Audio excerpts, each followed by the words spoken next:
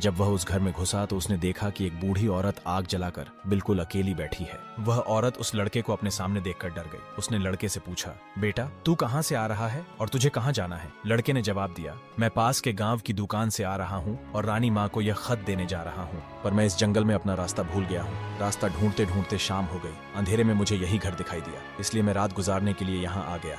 उस बूढ़ी औरत को उस लड़के पर बहुत दया आई, क्योंकि वह डाकुओं के ठहरने की जगह थी और वह बूढ़ी औरत उन डाकुओं की नौकरानी थी। उसे डर था कि अगर डाकुओं ने उसे देख लिया तो उसे मार डालेंगे। लड़के को यह जानकर पहले तो कुछ डर लगा कि वह डाकुओं के घर में घुस गया है, पर अंधेरे में कहीं और जाना भी आसान काम नहीं था और दिन भर चलते रहने के कारण वह बहुत थक चुका था, इसलिए उसे बहुत जोरों की नींद आ रही थी। वह उस बुढ़िया के कहने पर घर के एक कोने में चुपचाप जमीन पर सो गया। आधी रात के बाद जब डाकू उस घर में आए तो किसी और को अपने घर में सोता देखकर अपनी नौकरानी पर बहुत गुस्सा करने लगे। बूढ़ी नौकरानी ने उन्हें सारी बात बता दी और वह चिट्ठी भी डाकुओं के सरदार के हाथ पर रख दी जो उस लड़के ने उसे दिखाई थी। राजा की मोहर देखकर उन डाकुओं को उस चिट्ठी पर कुछ शक हुआ। सरदार ने बड़ी सावधानी से उस चिट्ठी को खोलकर पढ़ा तो सोते हुए उस लड़के पर उसे बहुत तरस आ गया। उसने उस चिट्ठी को फाड़ दिया और एक दूसरी चिट्ठी उसमें रख दी। उस चिट्ठी में लिखा था, जैसे ही यह लड़का राजमहल में पहुंचे तुम इस लड़के से अपनी राजकुमारी का विवाह कर देना। यह काम मेरे वापस आने से पहले ही पूरा हो जाना चाहिए। यह खत उन्होंने उस लड़के के सामने रख दिया और सुबह होने से पहले ही डाकू वहां से चले गए। सुबह जब वह लड़का सोकर उठा तो उस बूढ़ी ने उसे कुछ जलपान कराया। फिर वह लड़का राजमहल की ओर चल पड़ा।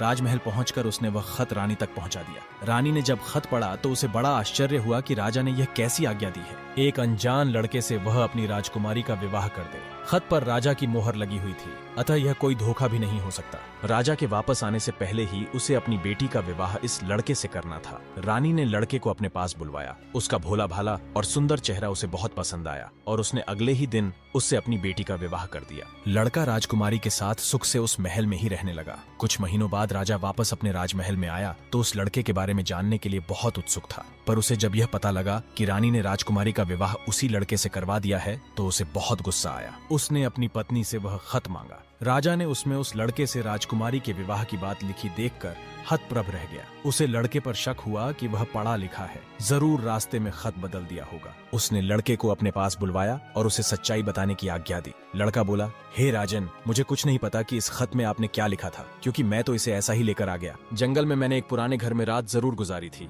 क्योंकि मैं राजमहल का रास्ता नहीं ढूंढ पाया और जंगल में भटक गया था। राजा को उस लड़के की बात पर विश्वास नहीं हुआ। वैसे भी राजा को उस लड़के से बेहद नफरत थी। वह नहीं चाहता था कि उसकी बेटी से शादी करने के बाद वह इस राज्य का राजा बने। वह लड़के से बोला, मेरी गैरहाजिरी में रानी ने मेरी बेटी की शादी तुझ कंगाल से कर दी है, पर मैं इस शादी को तब तक अपनी सहमति नहीं दूंगा जब तक तू मुझे शैतान के 3 सोने के बाल नहीं ला कर देगा। जब तू ये 3 सोने के बाल मुझे देगा तभी सही मायने में उसका